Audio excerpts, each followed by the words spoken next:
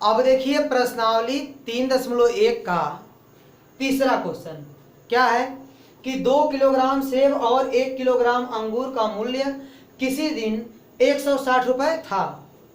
एक महीने बाद 4 किलोग्राम सेब और 2 किलोग्राम अंगूर का मूल्य 300 रुपए हो जाता है। Full stop. इसका फिर क्या लिखा है, इस स्थिति को बीजगणितीय तथा ज्यामितीय रूपों में व्यक्त कीजिए। तो देखिए इसको कैसे करेंगे। देखिए हमको 1 किलोग्राम सेब का मूल्य पता नहीं है और 1 किलोग्राम अंगूर का मूल्य भी पता नहीं है, तो हम लोग मानेंगे, देखिए क्या मानेंगे कि माना 1 किलोग्राम सेब का मूल्य बराबर X रुपया मान लीजिए। ठीक है, हम यह मान लिए कि 1 किलोग्राम सेब का मूल्य कितना है, X रुपया, तथा 1 किलोग्राम अंगूर का मूल्य Y रुपया मान लीजिए। ठीक है, माना 1 किलोग्राम सेब का मूल्य X रुपया है और 1 किलोग्राम अंगूर का मूल्य Y रुपया है। ठीक है, तो देखिए प्रश्नानुसार देखिए क्या कह रहा है कि 2 किलोग्राम सेब, क्या बोला है, 2 किलोग्राम सेब और 1 किलोग्राम अंगूर। तो 2 किलोग्राम सेब और 1 किलोग्राम अंगूर, तो देखिए 1 किलोग्राम सेब का मूल्य कितना है, X रुपया है, तो 2 किलोग्राम सेब का मूल्य कितना हुआ, उसका 2 गुना यानी 2X। तो ये हो गया 2 किलोग्राम सेब का मूल्य। और क्या है, 1 किलोग्राम अंगूर है, तो 1 किलोग्राम अंगूर का मूल्य कितना, Y रुपया है। तो 2 किलोग्राम सेब और 1 किलोग्राम अंगूर टोटल कितने का मिलता है, 160 रुपया। ठीक है, तो 2 किलोग्राम सेब और 1 किलोग्राम अंगूर का मूल्य किसी दिन कितना था, 160 रुपया। ठीक है, अब देखिए पुनः शर्तानुसार या पुनः प्रश्नानुसार लिख सकते हैं। प्रश्नानुसार क्या लिखा है, एक महीने बाद 4 किलोग्राम सेब और 2 किलोग्राम अंगूर का मूल्य 300 रुपए हो जाता है। तो एक महीने बाद, तो ऐसा तो नहीं बोल रहा कि एक महीने बाद सेब का मूल्य बढ़ेगा या अंगूर का मूल्य बढ़ेगा या घटेगा, यानी एक महीने बाद भी सेब का मूल्य क्या मानेंगे हम लोग, X रुपया ही मानेंगे, X रुपया प्रति केजी। यानी एक महीने बाद भी जो सेब का 1 किलोग्राम सेब का जो मूल्य होगा वह X रुपया होगा और 1 किलोग्राम अंगूर का जो मूल्य होगा उसको Y रुपया ही मानेंगे। ठीक है, तो देखिए क्या कह रहा है, 4 किलोग्राम सेब, तो 1 किलोग्राम सेब का मूल्य कितना है, X रुपया है, तो 4 किलोग्राम जो सेब होगा उसका मूल्य हो जाएगा 4X। 1 किलोग्राम का X तो 4 किलोग्राम का 4X। और 2 किलोग्राम अंगूर, तो 1 किलोग्राम अंगूर का मूल्य Y रुपया है, तो 2 किलोग्राम रहेगा तो 2Y हो जाएगा। और टोटल कितना हो जाता है, 4 किलोग्राम सेब और 2 किलोग्राम अंगूर कितने का, 300 रुपए का, टोटल 300 रुपये। ये हो गया समीकरण नंबर 2। अब देखिए समीकरण 1 को लिख दीजिए और समीकरण 2 को लिख लीजिए। ठीक है, हो गया। यही इसका क्या है, बीजगणितीय रूप में निरूपण, मतलब बीजगणितीय रूप में यह व्यक्त हो गया। 2 समीकरण लिख दिए आप, वही क्या है, बीजगणितीय रूप है। तो यह एक आंसर हो गया। अब इसके बाद हम लोग इस दोनों समीकरण को क्या करेंगे, या इस स्थिति को क्या करेंगे, ज्यामितीय रूप में क्या करेंगे, व्यक्त करेंगे। ठीक है, देखिए अब हम लोग इस स्थिति को ज्यामितीय रूप में व्यक्त करेंगे।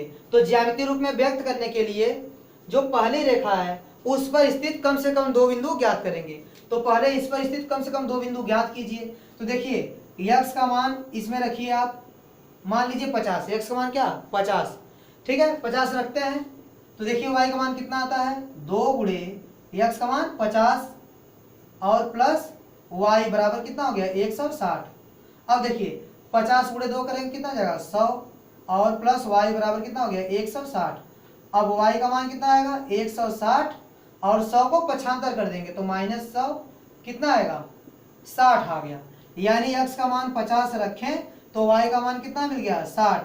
यानी 50, 60 इस रेखा पर स्थित है, यह बिंदु इस रेखा पर स्थित होगा। इसी प्रकार आप x का मान कुछ और रख लीजिए। ठीक है, माना x का मान 60, तो 60 रखिए। इसमें देखिए कितना आता है, 2 गुणे 60 प्लस y बराबर कितना हो गया, 160। अब देखिए y का मान कितना आएगा, ये हो गया 160 और यहाँ 60 गुणे 2 कितना हो जाएगा 120, तो यहाँ प्लस 120 उस साइड जाएगा तो हो जाएगा आपका माइनस 120। अब देखिए अब 160 में से 120 घटा दीजिए तो कितना बचेगा 40, कितना बचेगा 40, तो x का मान 60 तो y का मान कितना हो गया 40, कितना हो गया 40, तो 60,40। तो यह दो बिंदु मिल गए, इस रेखा पर स्थित दो बिंदु हमको ज्ञात हो गए।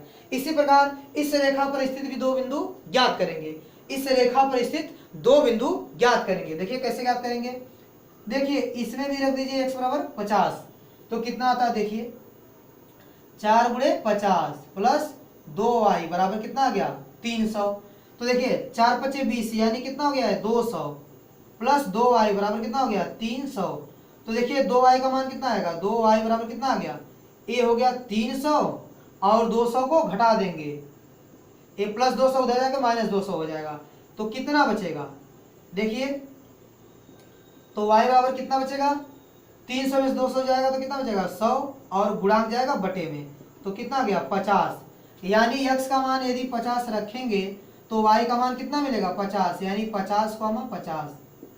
इस रेखा पर स्थित एक बिंदु मिल गया। ठीक है, दूसरा बिंदु भी ज्ञात करेंगे, तो देखिए अब x का मान कुछ रख लीजिए, चलिए x का मान हम लोग 60 रख लेते हैं। ठीक है, रख लीजिए, देखिए कितना आता है, तो 4 गुणे 60 प्लस 2 गुणे y यानी 2y बराबर कितना हो गया 300, तो देखिए यहाँ पर चलिए हम कर लेते हैं हम लोग, तो 2y का मान कितना आएगा, ये देखिए कितना है 300 और यह कितना है 4 से 24 यानी 240 आएगा, तो प्लस 240 उस साइड जाएगा क्या हो जाएगा माइनस 240। अब देखिए कितना आता है y का मान, देखिए y का मान कितना आएगा, तो 300 में से 240 घट जाएगा तो आपका बचेगा कितना 60 और गुणांक जाएगा बटे में, तो कितना आ गया आपका 30, तो x का मान 60 रखे तो y का मान कितना आ गया 30, तो मिल गया बिंदु 60,30, यह बिंदु मिल गया। तो इस रेखा पर भी स्थित दो बिंदु हमको मिल गया, कौन कौन 50,50 और 60,30। देखिए अब हम लोग इसका ग्राफ बनाएंगे, तो देखिए इसके लिए यह अक्ष बना लीजिए और यह हो गया आपका y अक्ष। ठीक है, यह हो गया आपका y अक्ष, y डैश। ठीक है, यह मूल बिंदु हो गया। ठीक है, अब यहाँ 10-10 का अंतराल ले लीजिए, 10, 20, 30। ठीक है, 30 और ये हो गया 40, 50, 60। ठीक है, 70। ठीक है, इतने में बन जाएगा, 60-70 तक बन जाएगा। अब देखिए इधर कितना हो जाएगा -10, -20, -30, -40। अब इधर देखिए 10, 20, 30 और ये हो गया 40, ये हो गया 50 और ये हो गया 60। ठीक है, और इधर -10 एक मिनट देखिए -10, -20, -30, -40। ठीक है, अब देखिए 50,60 कहाँ आएगा, x का मान 50 और y का मान 60। देखिए y का मान 60 है और x का मान कितना है 50 है, तो यहाँ पर मिलेगा, यह बिंदु मिलेगा। ठीक है, यह बिंदु मिलेगा, तो x का मान 50, y का मान 60, तो ये हो गया 50,60। ठीक है, ये 50,60 हो गया। ठीक है, अब देखिए दूसरा बिंदु क्या है 60,40, तो x का मान 60 और y का मान 40। देखिए ये 40 है और ये क्या है 60 है, तो कहाँ मिलेगा, यहाँ पर मिलेगा, तो यह बिंदु आपका क्या हो जाएगा 60,40। ठीक है, यह बिंदु मिल गया। अब इन दोनों को मिला देंगे, इन दोनों को मिला देंगे। ठीक है, तो इन दोनों को मिलाएंगे तो एक रेखा बन जाएगी, एक सरल रेखा बन जाएगी। ठीक है, इसका नाम क्या होगा, यह 2x प्लस y बराबर कितना है 160। कितना है 2x प्लस y बराबर 160, समीकरण नंबर 1। इसका ग्राफ बन गया। अब देखिए अब इसका ग्राफ बनाएंगे, कितना है 50,50, तो x का मान 50, y का मान 50। देखिए ये हो गया 50, एक मिनट, देखिए ये हो गया 50 और ये हो गया 50, एक मिनट, ये 50,50, ठीक है। यह बिंदु मिलेगा आपको 50,50, ठीक है। इस बिंदु का नाम क्या है? 50,50, ठीक है। अब दूसरा बिंदु देखिए क्या है? 60,30, x का मान 60 और y का मान 30, देखिए ये 30, ठीक है, और यह 60, ठीक है। यह बिंदु मिलेगा आपको, ठीक है, यह बिंदु मिलेगा। नाम क्या है बिंदु का? 60,30, x का मान 60 और y का मान कितना है? 30, तो 60,30 यह बिंदु मिल गया। अब इन दोनों को मिला देंगे, ठीक है, तो यह भी ग्राफ बन गया, ठीक है। ये कौन से रेखा ग्राफ बना? दूसरे वाले का, यानी 4x प्लस 2y बराबर कितना है? देखिए 4x प्लस 2y बराबर कितना है? 300 है, ठीक है। ये समीकरण नंबर 2 है, इसका ग्राफ बन गया, ठीक है। तो देखिए समीकरण 1 और 2 का क्या हो गया? ज्यामितीय रूप में निरूपण हो गया, यानी ये ज्यामितीय रूप में व्यक्त हो गया। और दोनों रेखाएं क्या है? एक दूसरे के समांतर हैं। दोनों रेखाएं क्या है? एक दूसरे के समांतर है। यही इसका ज्यामितीय रूप में निरूपण है, यानी यह ज्यामितीय रूप में व्यक्त हो गया, ठीक है।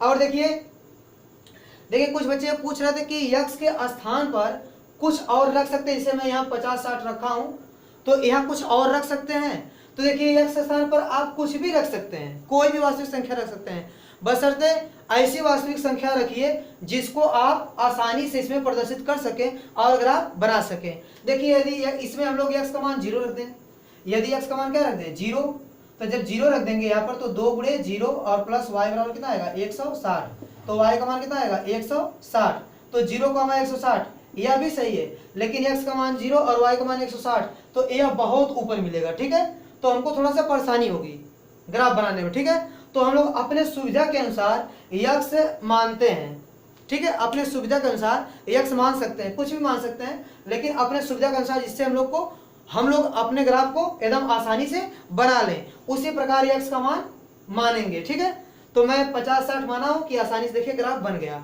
ठीक है। यदि आप x का मान 0 माने तो y का मान 160 आएगा, तो 160 बहुत ऊपर मिलेगा, ठीक है। तो आपको ग्राफ बनाने में थोड़ी सी दिक्कत हो सकती है, ठीक है।